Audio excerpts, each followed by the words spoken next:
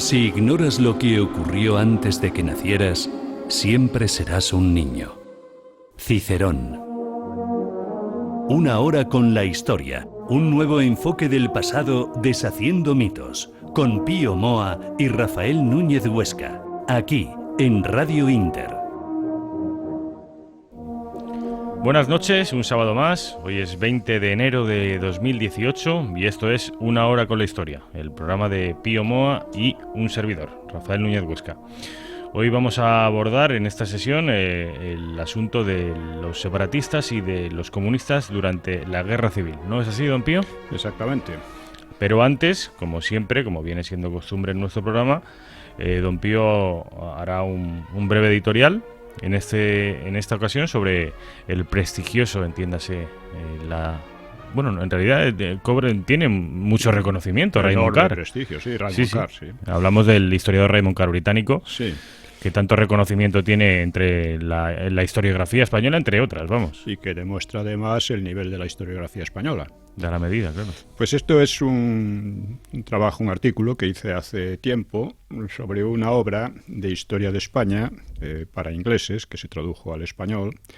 Y en el prólogo de una obrita de síntesis, pues que lo coordinaba Raymond Carr, pues la primera edición en inglés es de 2001, pues se propone un nuevo enfoque sobre el pasado y el presente españoles. Dice: la diversidad de España constituye una clave de su historia. Dice: en primer lugar, hay que tener en cuenta la marcada división entre la España húmeda y la seca.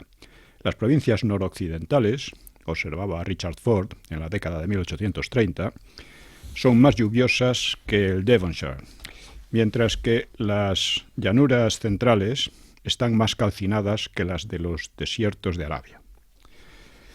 Este Richard Ford era un viajero que escribió sobre España en aquella época. Sí, los viajeros románticos, que de verdad era todo mitología, vamos, el orientalismo. Sí, sí. Desde luego España es un país muy variado, pero la cita, recogida de manera acrítica por Carr, no pasa del nivel de la tontería. Y el profesor inglés no la mejora cuando afirma que Galicia recibe más de 2.000 milímetros de precipitaciones anuales, la meseta central menos de 26 y Almería en ciertos casos ninguno. Dice, una simple consulta a los índices pluviométricos le habría sacado de su enorme error. Luego añade: el contraste más espectacular es el que se daba entre las fincas pobres y las del campesinado castellano y los latifundios de Andalucía y Extremadura. Contraste parangonable únicamente con el existente entre el Mezzogiorno italiano, asolado por la pobreza, y su próspero norte. El contraste entre regiones ricas y pobres no ha seguido el esquema España húmeda, España seca, sino que presenta llamativos cambios a lo largo de los siglos, en que unas regiones han ganado o perdido en riqueza relativa al margen de su pluviosidad. Durante muchos siglos, la parte más rica de España ha sido precisamente el Valle del Guadalquivir, del Betis antes, ¿no? Posición que pasó después, bastante después, a Castilla la Vieja y posteriormente a algunas regiones periféricas, sin relación con la humedad o con la latitud geográfica. Por otra parte, contrastes regionales más o menos pronunciados se han dado y se dan en todos los países del mundo, sin excluir a Inglaterra. O sea, son un caso tan excepcional lo de España, pues cabe dudarlo. Mucho más dudosa parece su conclusión, que extrae de unas citas del mencionado Ford y de Gerald Brennan. Para Ford, España es un manojo de unidades locales atado con una cuerda de arena. En cuanto al segundo, Brennan afirma: en lo que puede llamarse su situación normal, España es un conjunto de pequeñas repúblicas hostiles e indiferentes entre sí, aunadas en una federación escasamente cohesionada. En algunos grandes períodos, dice el califato, la reconquista del siglo de oro, califato no es España, claro, es Al-Ándalus. Dice, esos pequeños centros se han sentido contagiados por un sentimiento o una idea común y han actuado al unísono, pero cuando declinaba el ímpetu originado por esa idea, se dividían y volvían a su existencia separada y egoísta. Estas opiniones las confirma Carr con otra de Olavide, quien veía al país como un cuerpo compuesto por otros menores separados y en oposición mutua, que se oprimen y desprecian entre sí y se hallan en un continuo estado de guerra civil. cada una de las provincias, conventos, religiosos y profesiones está separada del resto de la nación y vuelta hacia sí misma. La España moderna se puede considerar una república monstruosa formada por pequeñas repúblicas enfrentadas unas con otras. En fin, pero la historia no puede explicarse a partir de algunas citas aceptadas sin mayor crítica.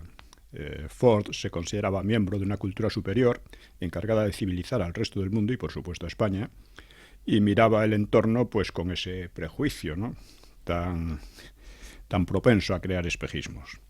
En cuanto a Brennan, mantenía una visión de España un tanto romántica e influida por distorsionantes clichés socialdemócratas que tan a menudo le ciegan a aspectos claves del país donde vivió largo tiempo, si bien siempre en un ambiente anglosajón.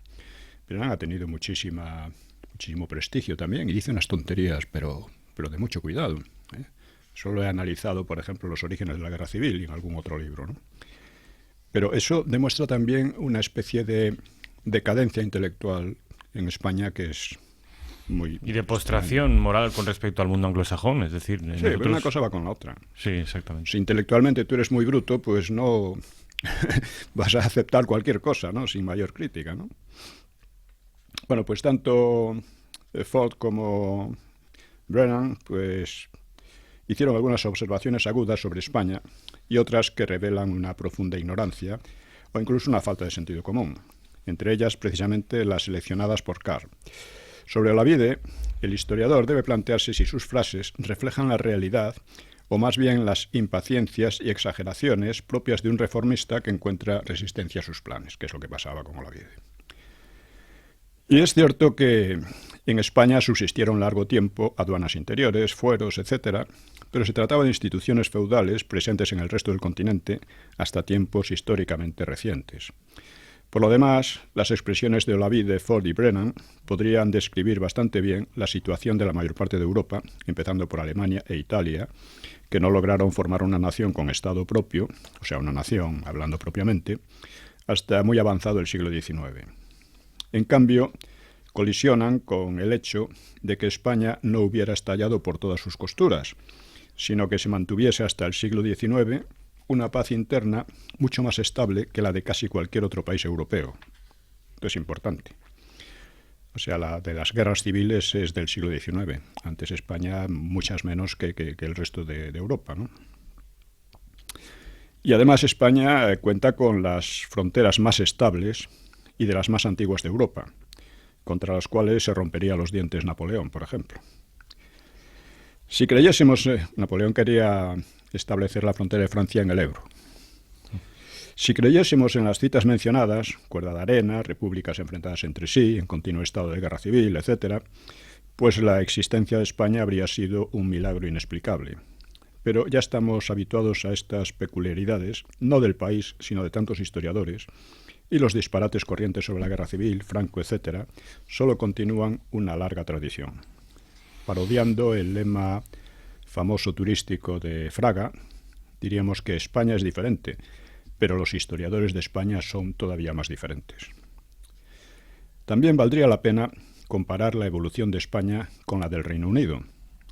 En cierto sentido, este último ha sido un intento de crear una nación similar a España, pero el término español siempre ha tenido un contenido mucho más denso, emocional, cultural y políticamente hablando, que el de británico. El británico se ha formado a partir de una hegemonía inglesa impuesta históricamente a sangre y fuego o por sobornos, muy distinta del caso de España. Aún en los siglos XVIII y XIX, diversas acciones u omisiones inglesas en Escocia e Irlanda causaron deportaciones o hambres masivas mucho peores que cualquier suceso ocurrido en España, y que no dejan de recordar a determinadas actuaciones de Stalin en el siglo XX, con rasgos de guerra civil contra una población desarmada. Me refiero a la Gran Hambruna, a la limpieza de las Highlands y cosas por el estilo, cosas que aquí en España se conocen poco, pero deberían conocerse más, para disminuir un poco esa beatería anglómana, ¿no? A su vez, las fronteras del Reino Unido hubieron de modificarse de forma muy sustantiva en época tan reciente como 1922, completada en 1948, con la plena independencia de la mayor parte de Irlanda. Ahora quieren aquí separar a Cataluña, con la simpatía de muchos ingleses, por cierto. Vistas así las cosas, debe admitirse que en la pugna de tendencias centrífugas y centrípetas, propia de toda sociedad humana, la nación española ha mostrado una persistencia y una estabilidad sorprendentes si la comparamos con el resto de Europa. Karl, casualmente, ha ejercido influencia extraordinaria sobre muchos historiadores españoles, que se consideran de su escuela. Por ejemplo, escribe Juan Pablo Fusi.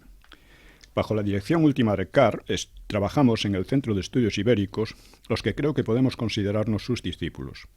Romero Maura, José Varela Ortega, Shlomo Ben Lamy y yo mismo, Paul Preston, que hacia 1970 estaba ya en la Universidad de Reading con Hugh Thomas, Leandro Prados, Antonio Gómez Mendoza, ambos como historiadores económicos, muy vinculados al tiempo a Patrick O'Brien, no sé, Max Hartwell y Charles Powell.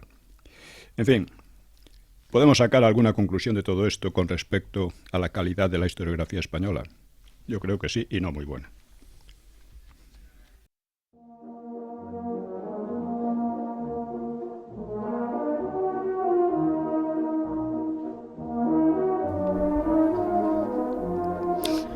Separatistas y comunistas en la Guerra Civil Española, don Pío.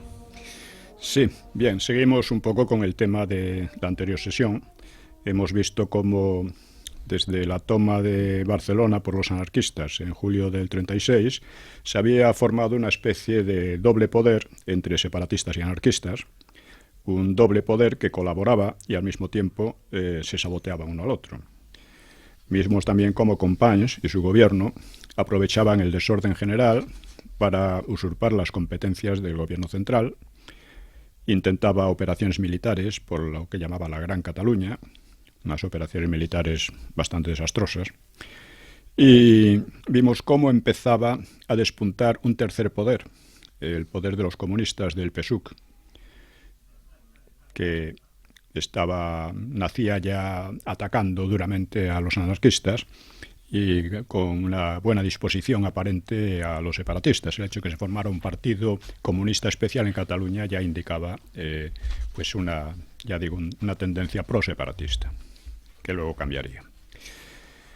Por tanto, dentro de una armonía antifascista, como la llamaban, existía una lucha sorda y sórdida entre los tres poderes que solo podía terminar en un ajuste de cuentas.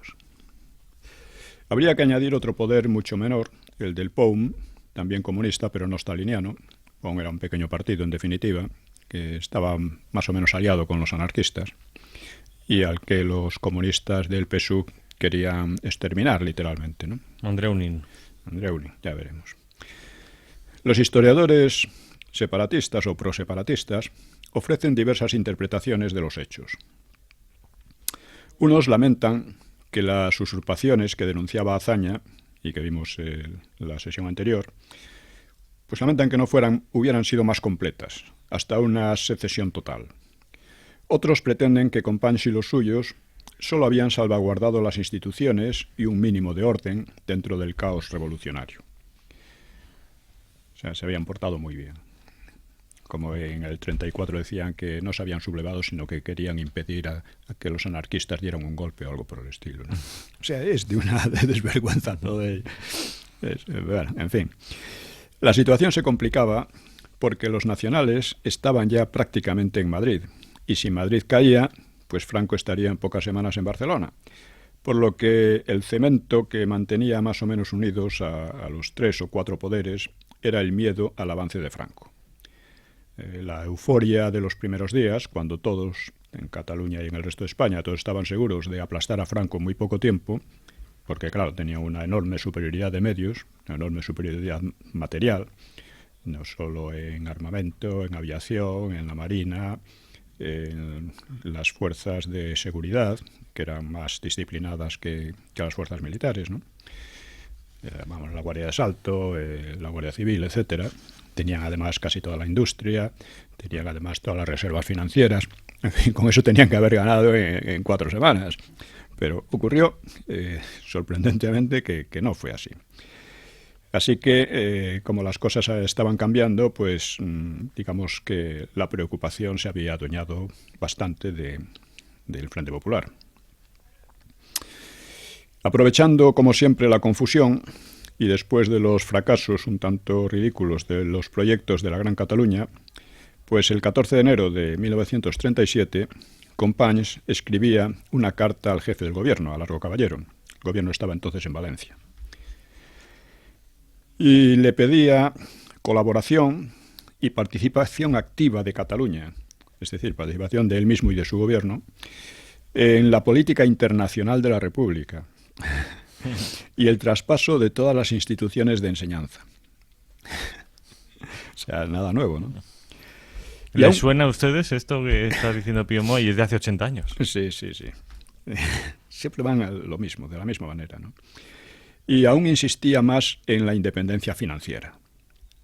Decía que quería para su gobierno el control de la adquisición de divisas, la emisión de billetes, sacar unos billetes propios, de aduanas, etc.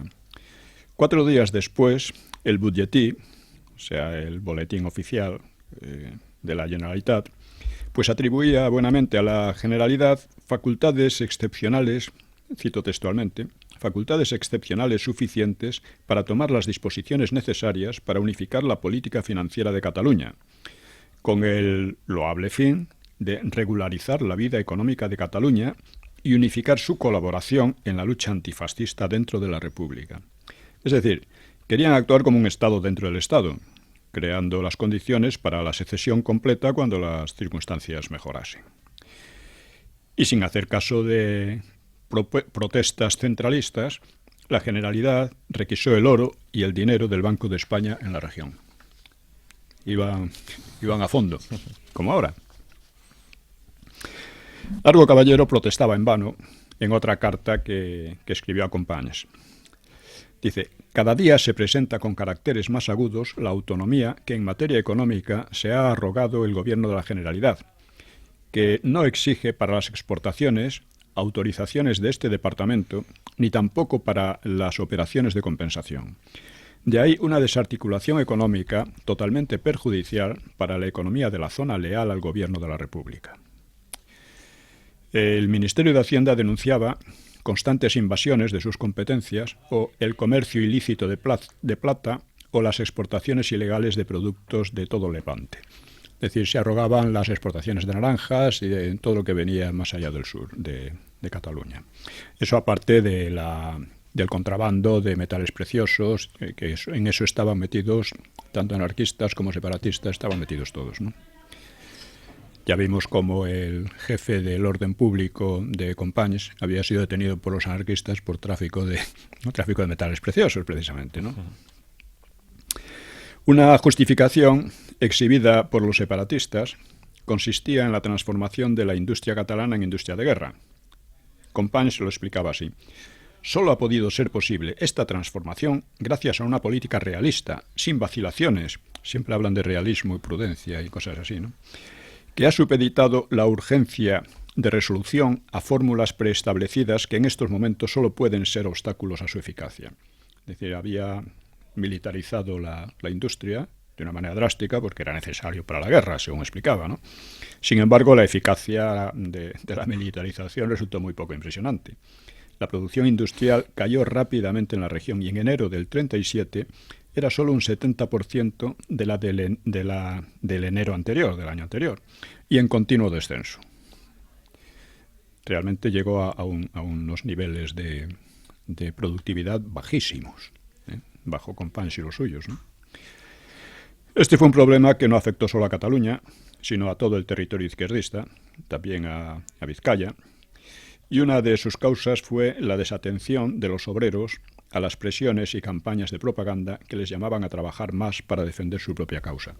Esto, de vez en cuando se han hecho exposiciones de carteles llamando a los... ¿Por qué tenían que llamar a los obreros a trabajar? Pues porque no trabajaban, obviamente.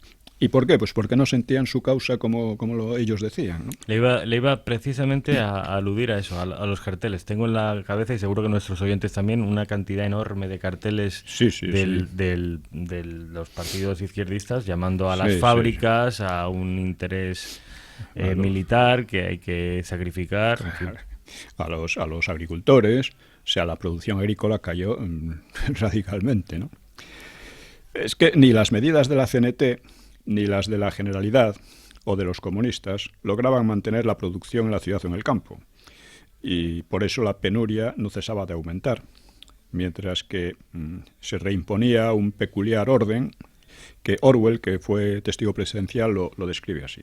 Lo cito literalmente, dice: los mejores restaurantes y hoteles estaban llenos de gente rica que devoraba comida cara, mientras para la clase trabajadora para la clase trabajadora los precios de los alimentos habían subido muchísimo. Los restaurantes y hoteles no parecían tener ninguna dificultad en conseguir lo que quisieran, pero en los barrios obreros se hacían colas de cientos de metros para adquirir pan, aceite y otros productos indispensables. Pandillas de chicos descalzos aguardaban siempre a los que salían de las charcuterías para pedir a gritos un poco de comida. Esta es una descripción muy real. La he utilizado también en la novela Sonaron gritos y golpes a la puerta. Bueno, por cierto, todo esto lo estoy sacando de los mitos de la Guerra Civil. No, perdón. Sí, de los mitos de la Guerra Civil. Que, por cierto, ahora se cumple el 10º aniversario, ¿no? Sí, no, ya se ha cumplido, el 15 o así. Creo que se ha cumplido. ¿El 15 de enero? El 15 aniversario. Ah, pues yo he visto un anuncio de que... No, esto está... ¿Dónde lo he publicado? Esto, en cualquier caso, lo saca de homenaje a Cataluña, supongo, ¿no? Sí, claro. Esto es de homenaje a Cataluña, de George Orwell. Exactamente. ¿Y usted lo habrá puesto seguramente en los mitos del franquismo? No, en los mitos de la Guerra Civil yo. Puede que en Nueva Historia de España también. Bueno, Companys... no, hombre.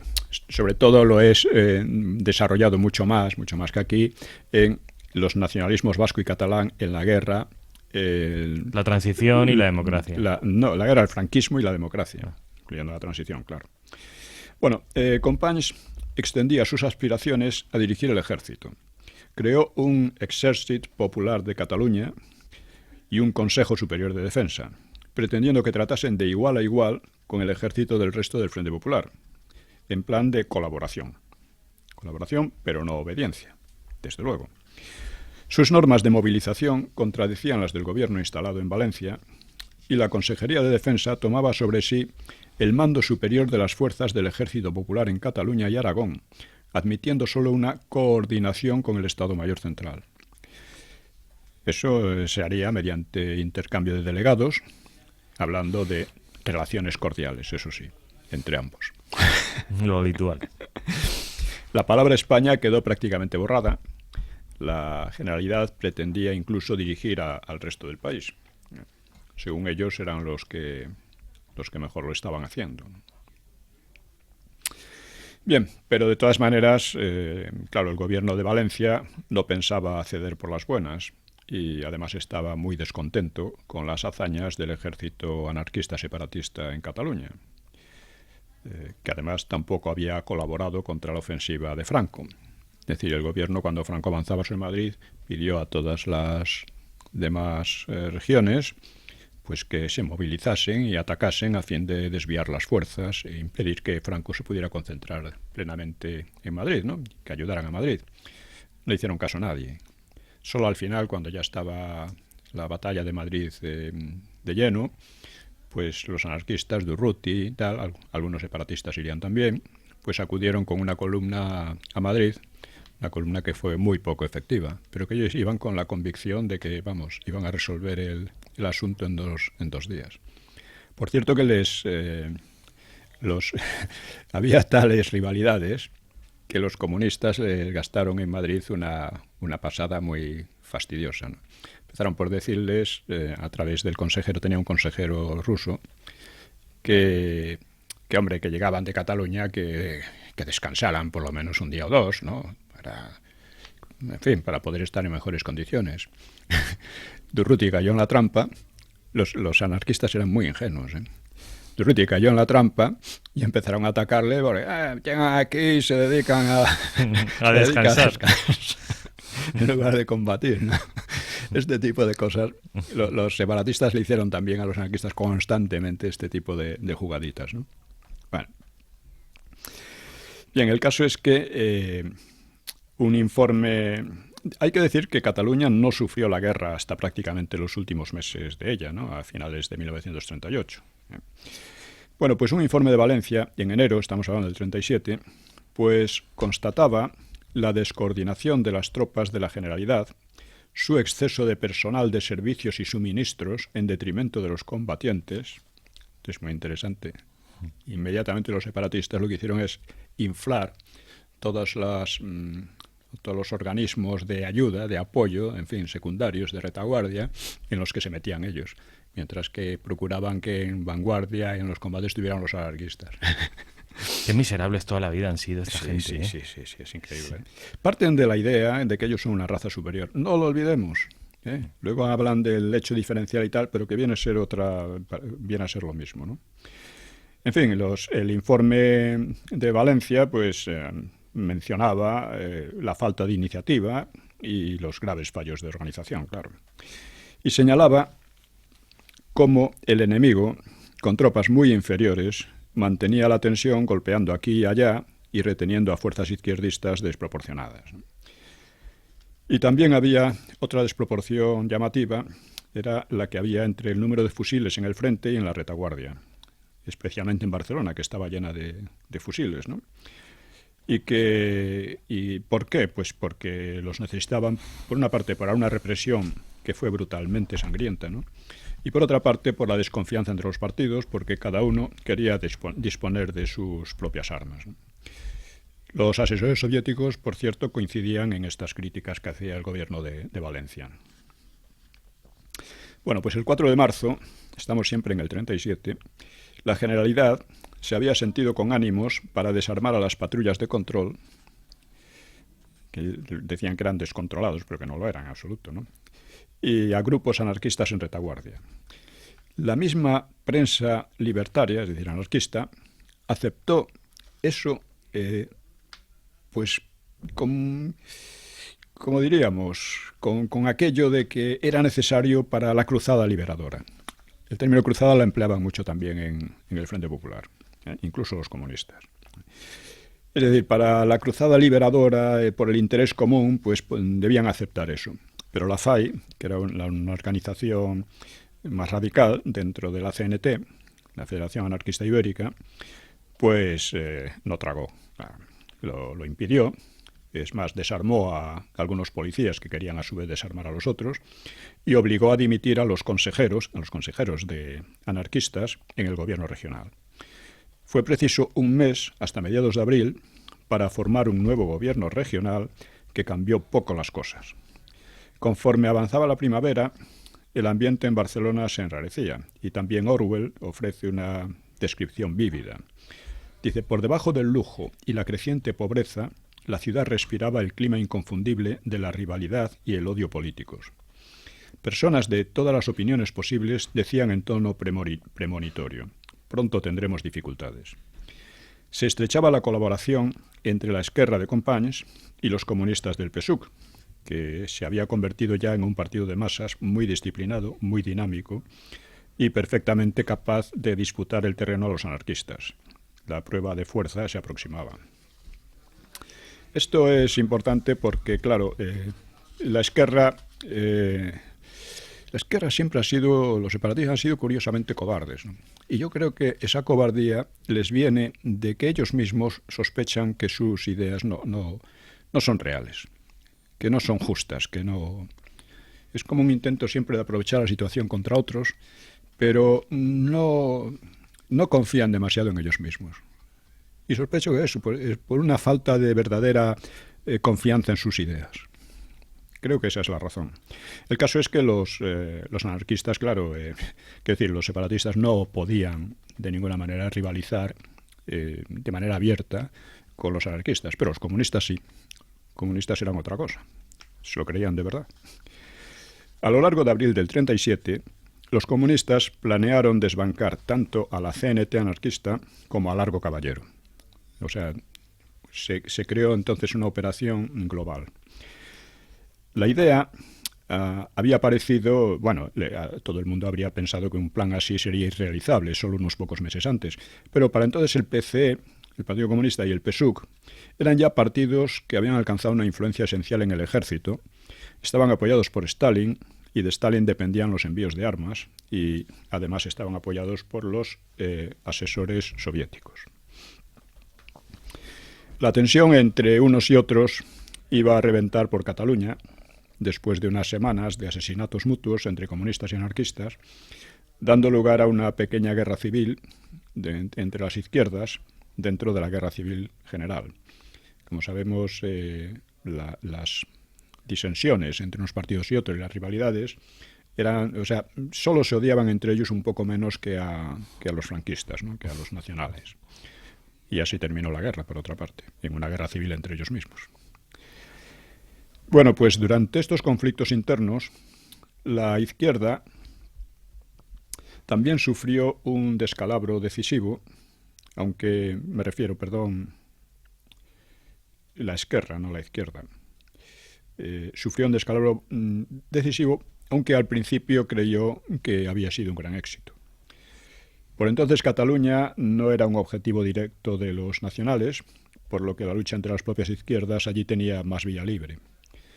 Companys había hecho tenaces maniobras para ir debilitando poco a poco a la CNT-FAI y a sus comités de milicias, y con ayuda del agresivo PSUC, de los comunistas, pero aún así la CNT continuaba dominando la calle y además dominaba amplios sectores de la economía. Había un dicho en las fábricas, decía, antes teníamos un mandamás y ahora tenemos un montón de mandamases. Es que el anarquismo, esto claro, requeriría más explicación, pero la anarquía es un falso juego de palabras, o sea, no es, en ninguna sociedad existe anarquía. Lo que existe es la multiplicación caótica de poderes. O sea, ningún país, ninguna sociedad puede funcionar sin un poder. Sin una jerarquía, ¿no? Sí, un poder. Es decir, un poder es algo que mantiene la cohesión del grupo y que lo mantiene en última instancia mediante la violencia. No solo mediante la violencia, sobre las bayonetas se dice que no se puede sentar uno, ¿no? Pero las bayonetas son necesarias. Es decir, indudablemente en España, en USA, en cualquier país, está el ejército, está la policía, está el aparato judicial, que todo eso es violencia realmente, ¿no? La violencia legítima del Estado. La violencia legítima del Estado. Entonces, cuando esto desaparece, lo que se crean son muchas violencias y muchos poderes. Y ya digo, era una frase muy significativa, ¿no? Antes teníamos que obedecer a un capataz o lo que fuera y ahora hay 40 que pretenden dirigirlo todo, con el resultado de que la productividad descendía de manera... Lo que ha dicho antes. Sí. Arruinaron la autonomía, bueno, la región más próspera de España, que era Cataluña. Sí. O la más industrial, junto con Vizcaya. Junto con Vizcaya, sí. A Barcelona y Vizcaya, sí. Bien, pues... como digo, la Esquerra creyó en un momento dado que había ganado a los anarquistas en colaboración con los comunistas, pero no iba a resultarle del todo igual, del todo bien, ¿no? La Esquerra y los republicanos burgueses de izquierda en todo el país, pues habían contribuido, no hay que olvidarlo, a desatar y organizar el terror. Pero el terror de la izquierda pronto les disgustó, tanto a los separatistas como a los republicanos burgueses, a los republicanos de izquierda, les disgustó porque no podían controlarlo. Y eso anulaba sus pretensiones de imponer su autoridad. Y a veces porque ellos mismos sufrían los ataques de sus aliados, y muchos procuraban emigrar o hacerse invisibles. Para entonces el gobierno estaba en Valencia y Azaña estaba en Barcelona. Dice, ¿por qué había ido a Barcelona? Pues él mismo se lo explicó a un amigo. Dice, no tendrá usted, a Osorio, ¿no? No tendrá usted la pretensión de que yo viviese en Valencia en una fonda, como tuve que hacer la primera vez que vine. a Barcelona, porque al gobierno no se le había ocurrido que el jefe del Estado necesitaba en Valencia un alojamiento propio. Pero se jactaba de permanecer en España. Esto es curioso porque Azaña salió huyendo literalmente de Madrid a Barcelona sin advertir a nadie. O sea que no podía quejarse de que no le hubieran dispuesto ya allí una residencia como es debido, ¿no?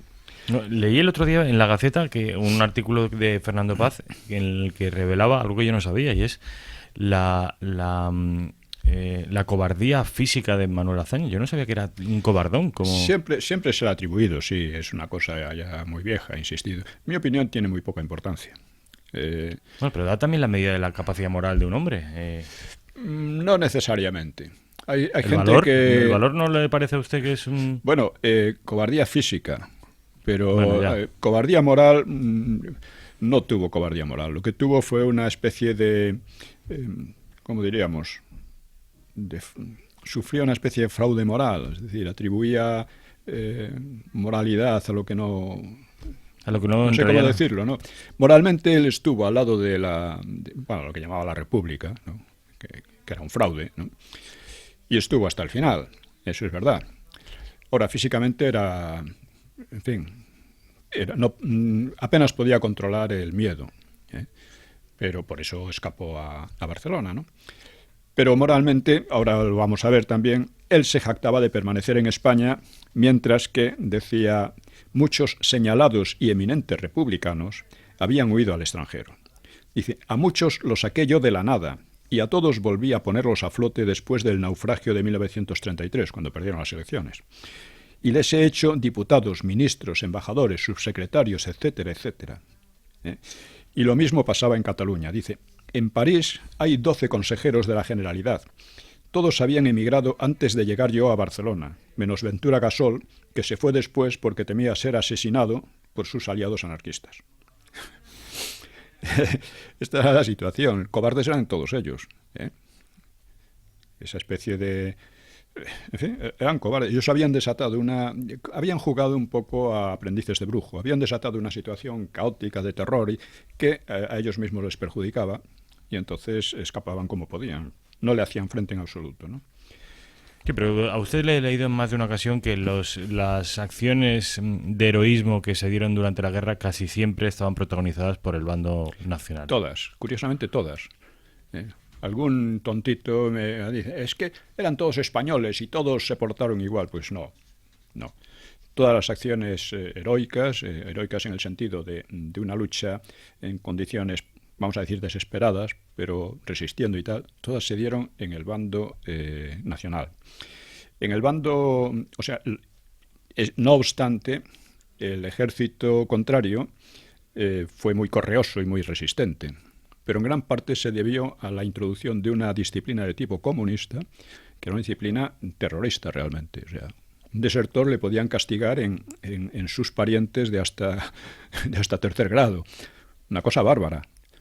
O sea, si uno desertaba a su tío o a su primo segundo, no sé qué, lo podían meter en un campo de concentración. De hecho, lo hacían. Y esto, incluso hay fotos de algunos encadenados a una ametralladora.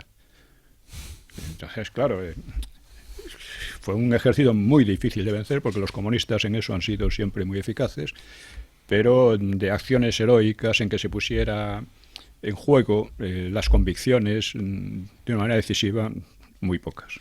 Santa María de la Cabeza, ninguna, el yo Alcázar... ahora mismo ninguna. Bueno, los nacionales muchísimas. Santa María del Alcázar, el cuartel de Simancas en Gijón, en Teruel, en Huesca, ha habido muchos. De estar luchando en Belchite, además, curiosamente, en Belchite, por ejemplo, se destacaron sobre todo los catalanes que luchaban al lado de los nacionales. O sea, los catalanes al lado de los nacionales sí lucharon muy bien, al otro lado no. Es una diferencia curiosa. ¿Cuál puede ser la razón? Yo creo que la razón está en la convicción. Si tú tienes una convicción muy fuerte en tu causa, pues luchas. Y si no la tienes, pues... Pero, ¿y usted cree que en el bando Frente Populista, como usted dice, no creían en su causa? Algunos sí, pero la mayoría no mucho. Ya hablamos de cómo es que los obreros, ellos decían que defendían a los obreros, que representaban a los obreros, Los obreros trabajaban lo menos posible. Azaña cuenta como, por ejemplo, incluso después de bombardeos, cumplían el horario y se iban, aunque pudiera haber que quedar víctimas ahí entre los escombros. Esto lo cuenta Azaña. Zucazagoita también cuenta casos por el estilo. No, desde luego es mucho más difícil dar la vida por el proletariado internacional que dar la vida por la patria. Eso también mueve. Puede ser, pero ha habido casos de todo, ¿eh? El ejército rojo en la guerra civil rusa fue impresionante, ¿no? Y realmente luchó de manera heroica en los partisanos y en la Segunda Guerra Mundial y tal. Pero aquí en España no ocurrió, por lo que fuera. Pero no ocurrió. Aquí en España fue necesario imponerles una disciplina muy férrea, también en Rusia, por supuesto, ¿no? Pero esa disciplina valía para resistir y aguantar, pero no valía para resistir excesivamente. O sea, episodios como los que hemos mencionado no se dieron allí, ¿no? Es un tema muy interesante, por otra parte, ¿no? Bueno, pues ya digo, dice Azaña del Parlamento catalán, dice, no se juntarían más de 20 diputados de 74 que son. Los demás habían huido. Y los que quedan son los peores, los de menos significación y prestigio. La Esquerra había ayudado a huir a burgueses suyos y a algunos de la Lliga, incluso, así como a clérigos separatistas o proseparatistas. Aquellos clérigos fueron a Roma y allí se dedicaban a hacer propaganda contra Franco. Intrigaban contra Franco. El más destacado fue el cardenal Vidal y Barraquer, que este Vidal había sido detenido junto con su obispo auxiliar, Tomás Borràs, y con otros 2 sacerdotes. Bueno, pues Companys y los suyos pusieron el mayor empeño en liberar a Vidal, porque lo consideraban en cierto modo como uno de los suyos. Él tenía unas posturas muy próximas al separatismo. De Vidal, por ejemplo, cuenta Azaña que había hablado con él cuando la supresión de los jesuitas, o la expulsión, o la disolución aquí en España, ¿no? Y le había dicho que no le parecía mal, pero que debían haber hecho una excepción con los jesuitas catalanes, que por lo visto eran muy diferentes, eran otra cosa. Eso lo cuenta Azaña. En cambio, parece que Borràs y los otros 2 sacerdotes realmente no recibieron el mismo apoyo y fueron asesinados poco después. O sea que aquí hay algo, ¿no? Y como digo, pues Vidal y otros sacerdotes separatistas en Roma procuraron obstaculizar cuanto pudieron los apoyos a los nacionales, que precisamente estaban salvando a la Iglesia literalmente del exterminio.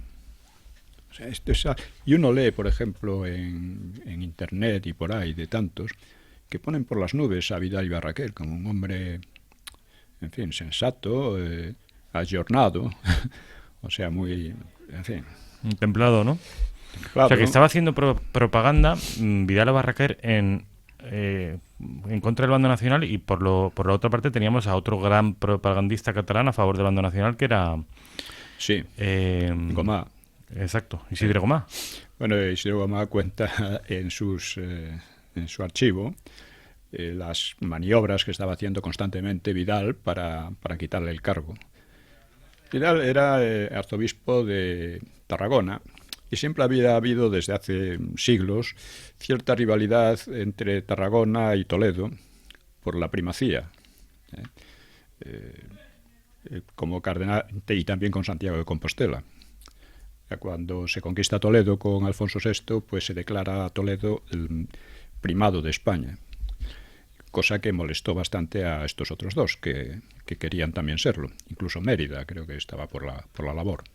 Claro que entonces el ser primado no tuvo mucha importancia, pero a lo largo de los siglos era una cuestión de prestigio y de influencia por la que luchaban unos y otros. Este Gomà, ya digo, se queja mucho de las maniobras de Vidal.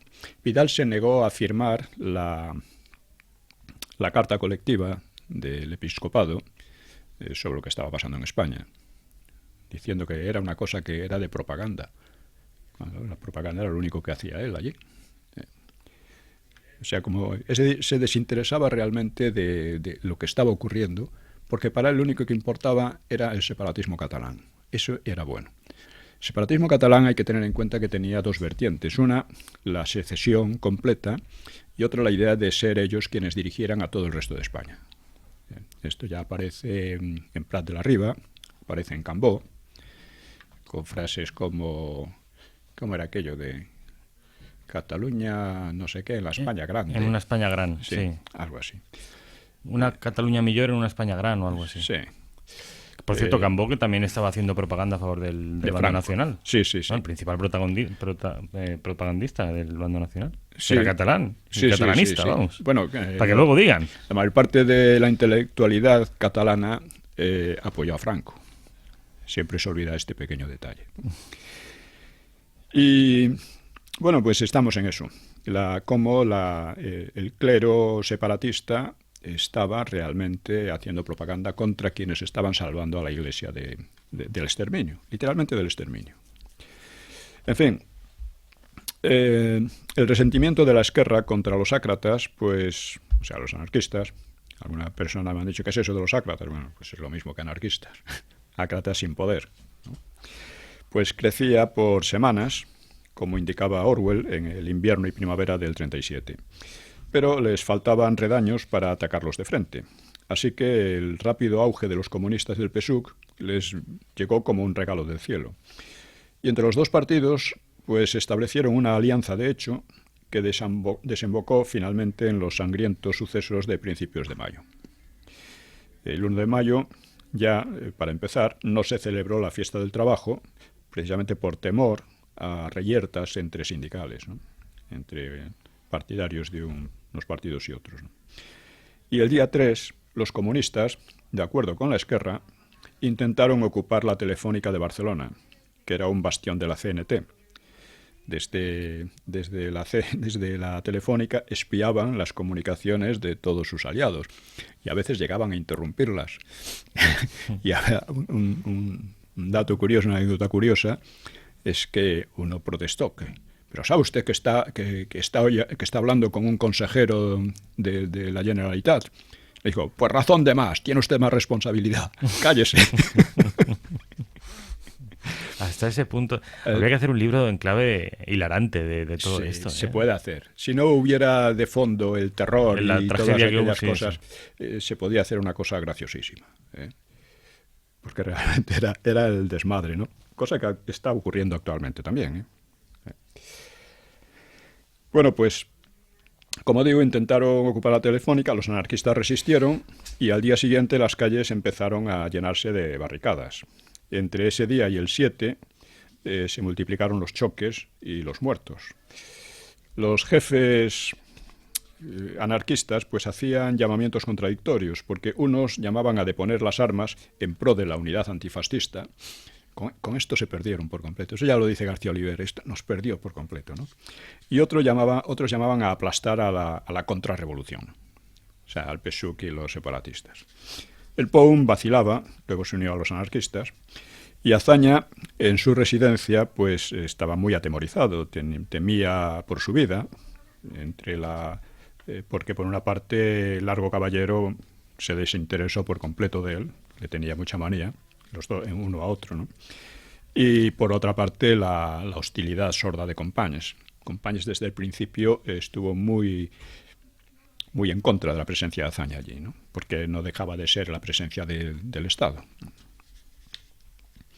Así que para Companys parecía próxima la eliminación de sus odiados aliados anarquistas, pero estos estaban resistiendo con más dureza y peligrosidad de lo previsto.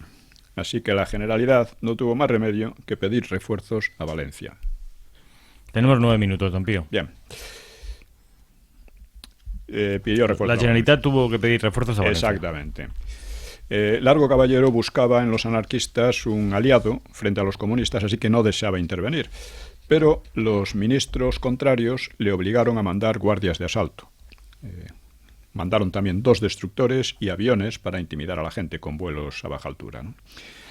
Claro que a cambio, Companys tuvo que renunciar a la competencia de orden público, que en realidad esa competencia había amparado el mayor periodo de asesinatos y robos quizás de la historia de Cataluña, y debió de estar realmente muy asustado porque para ceder a esta exigencia, ¿no?, del gobierno. Los ministros anarquistas, García Oliver y Federica Montseny, fueron a Barcelona a calmar a los suyos, con promesas de un arreglo imparcial. Y ahora vamos a ver otra cosa muy interesante. Los comunistas, en cambio, prometían la máxima severidad, adoptando además un lenguaje españolista que tuvo que hacer muy poca gracia a Companys y a la Esquerra. Decían los comunistas: cuando está en juego la existencia de España como nación independiente, la libertad del pueblo español y el bienestar y el porvenir de las masas populares, no se puede tolerar que nos ataquen por la espalda. Y llamaba a actuar con energía implacable, sobre todo contra el POUM, pero también contra quienes más iban era contra los anarquistas, ¿no? En realidad, quienes habían atacado por la espalda, por así decir, eran los propios comunistas, a los anarquistas, ¿no?, con la asaltada telefónica, ¿no? El gobierno entonces asumió el orden público en Barcelona y aprovechó también para suprimir la Consejería de Defensa, con la cual Companys y los suyos habían estado, en fin, estorbándolo todo, ¿no? Así que se formó un nuevo gobierno regional. Por lo tanto, el éxito que habían esperado los separatistas de su alianza con el PSUC se estaba volviendo contra ellos. Todo ocurrió en 5 jornadas, con cientos de muertos. Los grandes perdedores fueron los anarquistas. Sus ministros, García Oliver y Montseny, fueron quienes habían cortado la insurrección para su propio mal, y García Oliver describe gráficamente en sus memorias. Dice: fríamente, en lugar de ser recompensados, ¿no?, dice: fríamente recibidos, groseramente tratados. Eso fuimos desde que llegamos a la Generalidad. El príncipe, llama así a Companys por sus maquiavelismos, lo de Maquiavelo y tal, el príncipe ya no debía aburrirse. Nos preparamos a pasar la noche tumbados en sillones y butacas. Nada nos fue ofrecido. Nos trajeron con malos modos un panecillo seco con un poco de jamón pasado. Para beber, quien lo pidió recibió un vaso de agua. Dice: me levanté, fui a parar a una puerta que por el resquicio del suelo dejaba pasar una línea de luz. Empujé la puerta y contemplé una salita iluminada con una larga mesa puesta donde, encima de un mantel, brillaban las copas de finísimo cristal conteniendo porciones de vinos blancos y tintos. Todavía pude fotografiar con mis ojos las sonrisas de satisfacción de los que alcancé a ver y que cenaban opíparamente. Sonrisas que se quebraron en seco al divisarme en la puerta, ya medio abierta. Eran Companys y su mujer, Antonov Ovseyenko, el soviético, ¿no?, el asesor, Comorera, Vidiella, Tarradellas, etc. Dice: la anécdota refleja mejor la realidad que largas consideraciones. Eso lo digo yo. En las sangrientas jornadas de mayo se impusieron los comunistas.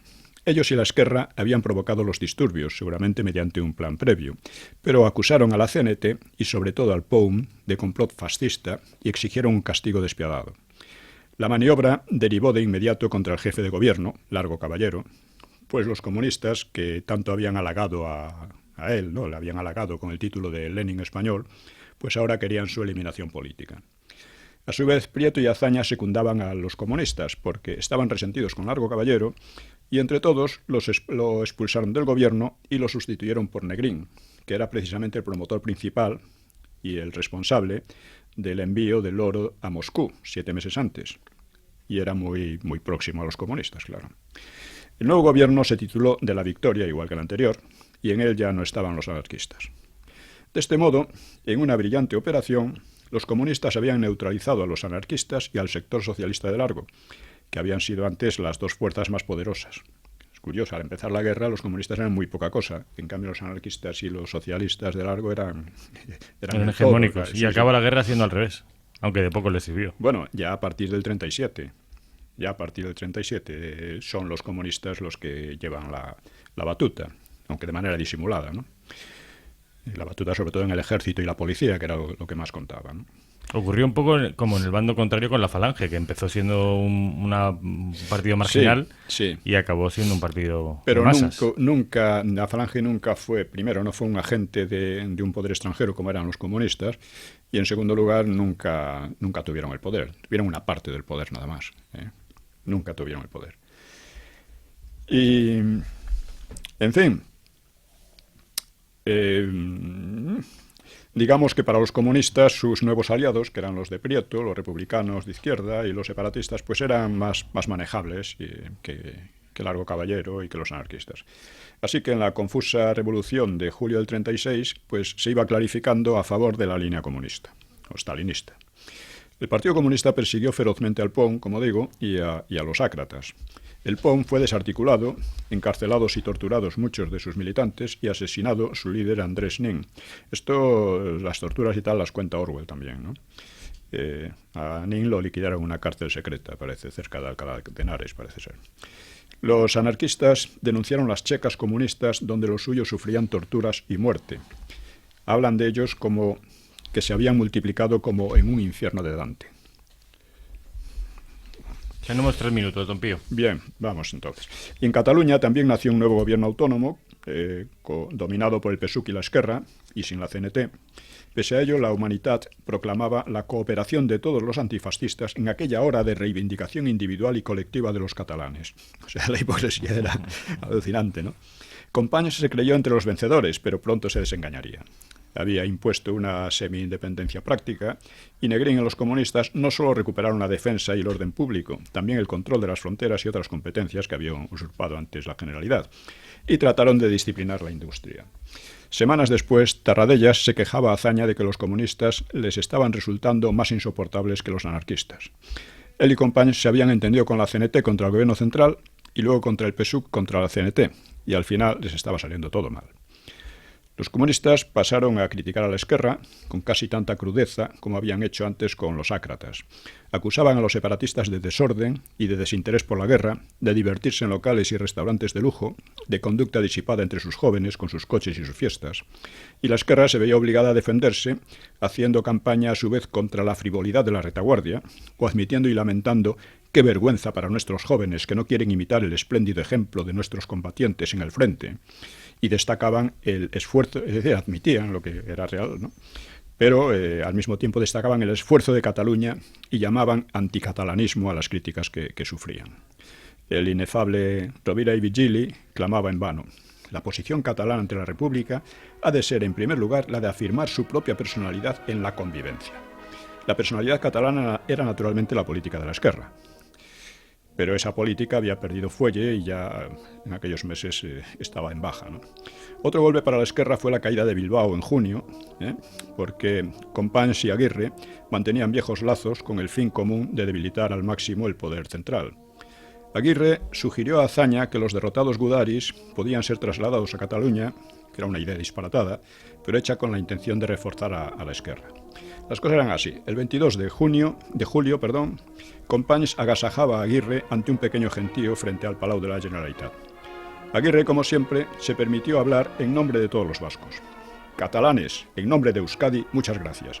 Vosotros habéis visto en nosotros a unos cumplidores del deber, a unos hombres que han hecho gala de su lealtad. Todo lo contrario, ¿no? Era una mentira estruendosa, pero toda aquella política era un monumento a la farsa. Dice: nos corresponde el alma de nuestro pueblo.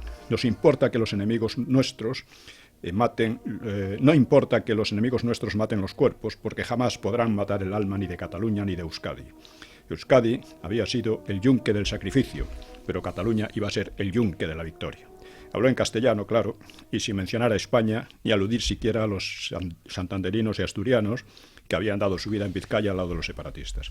Seguiremos con la respuesta de Companys, que no es menos jugosa. La respuesta de Companys, Aguirre, ¿no es así? Aguirre, sí.